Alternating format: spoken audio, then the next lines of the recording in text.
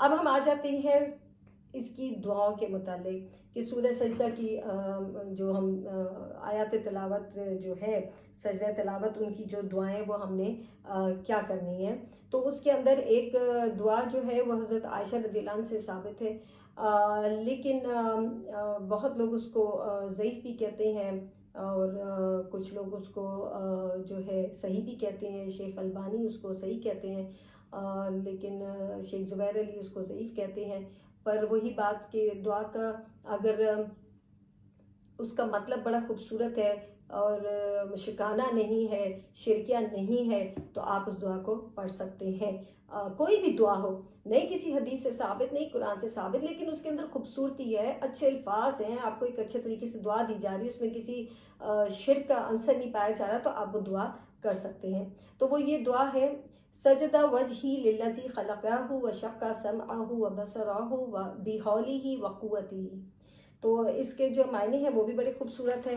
اس میں اللہ تعالیٰ جو کہہ رہا ہے کہ ہم اللہ تعالیٰ سے فرما رہے ہیں: میرے چہرے نے ذات کو سجدہ کیا جس نے اسے بنایا اور اپنی طاقت اور قوت سے اس کے کان اور اس کی آنکھیں پھاڑی. ٹھیک ہے.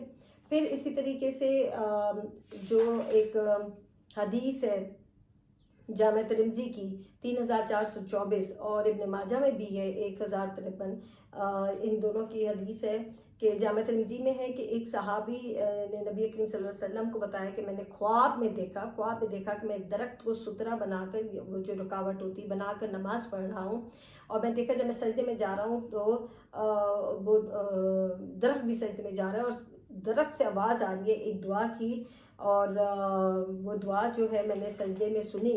تو میں نے دیکھا کہ اس نے پوری ایک دعا پڑھی ہے درخت میں، اور پھر انہوں نے آپ صلی اللہ علیہ وسلم کو وہ دعا بتائی، اور وہ دعا ہے بڑی خوبصورت دعا ہے وہ بھی: اللہم اکتب لی بہا عندک اجرا وداع عنی بہا وزرا واجعلھا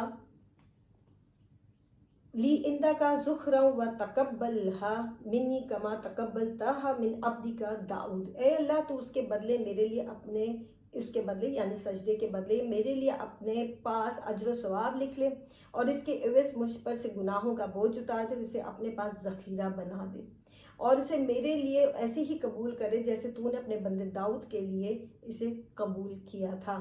اور ایک اور صحیح حدیث ہے ابن ماجہ سے، سنن ابن ماجہ سے 1053، اور یہ بھی حسن حدیث ہے. اس کے اندر جو دعا ہے وہ یہ ہے: اللہم احطط عنی بہا وزرا واکتب لی بہا اجرا واجعلھا لی عندک ذخرا. اے اللہ اس سجدے کی وجہ سے میرے گناہ ختم کر دے اور میرے لیے اجر لکھ دے، اور اس اجر کو میرے لیے ایسے اپنے پاس ذخیرہ بنا دے. یہ چھوٹی سی دعا، آپ اس کو آرام سے یاد کر سکتے ہیں. عبداللہ بن عباس رضی اللہ عنہ کہتے ہیں کہ میں نے نبی کریم صلی اللہ علیہ وسلم کو آیات سجدہ کے اندر یہ دعا پڑھتے ہوئے سنا ہے، ان دعاؤں کو. تو ویسے تو اگر آپ کو یاد ہو جائے تو بہت اچھی بات ہے، اگر آپ کو یاد نہیں ہو رہی تو سمپل جو سجدہ تلاوت کی دعا ہے آپ نے وہی پڑھنی ہے. ٹھیک ہے. اس کے اندر ہے سبحان ربی الاعلیٰ، پھر ہے سبحانک اللہم ربنا وبحمدک اللہم اغفر لی. تو اگر یاد ہو جائے تو بہت اچھی بات ہے، اگر یاد نہ ہو تو آپ اس کو یہ چھوٹی دعاؤں کو پڑھ سکتے ہیں. مقصد ہے اللہ کو سجدہ کرنا. اور اب اس کا جو کنکلوڈ کرتے ہیں کہ کیا ضروری ہے، سب سے زیادہ ضروری تو یہی ہے اس کا کہ اس کی اہمیت ہونی چاہیے کہ جس وقت آیات تلاوت سجدہ آئے اسی لمحے آپ نے اس کو، آپ نہیں اٹھ سکتے ہیں تو وہیں بیٹھے بیٹھے سجدہ تلاوت آپ ادا کر لیں. یہ سب سے بہترین طریقہ ہے، اور یہ اللہ کی عظمت و بڑائی کا بھی نتیجہ کہ جیسے اللہ نے حکم دیا ہمیں اسی وقت اس کو سجدہ کرنا ہے. ہمیں وہ کام نہیں کرنا کہ اذان ہو گئی اور 2 گھنٹے بعد نماز پڑھیں، نہیں، اللہ نے جب بلایا اسی وقت اٹھ کے نماز ادا بھی کریں. ٹھیک ہے. پھر اس میں شرط نہیں ہے کہ وضو کریں یا قبلہ رخ ہونا چاہیے، ہو جائے وضو کر لیں بہت اچھی بات ہے، پر نہیں ہے تو مشکل نہیں ہے. ٹھیک ہے. اور پھر یہ واجبات میں بھی سے نہیں ہے، فرائض میں سے بھی نہیں ہے. اور اس کے علاوہ اگر امام شافعی نے کیا ہے تو وہ بھی ہمارے امام ہیں، ہمیں بھی کر لینا چاہیے اگر ہم اماموں پہ یقین کرتے ہیں تو. اور پھر عصر کے بعد آپ سجدہ یا آیات تلاوت کر سکتے ہیں. ہاں جب سورج بالکل ڈوبنے کی طرف پہ ہوتا ہے اس وقت نہیں کرنا.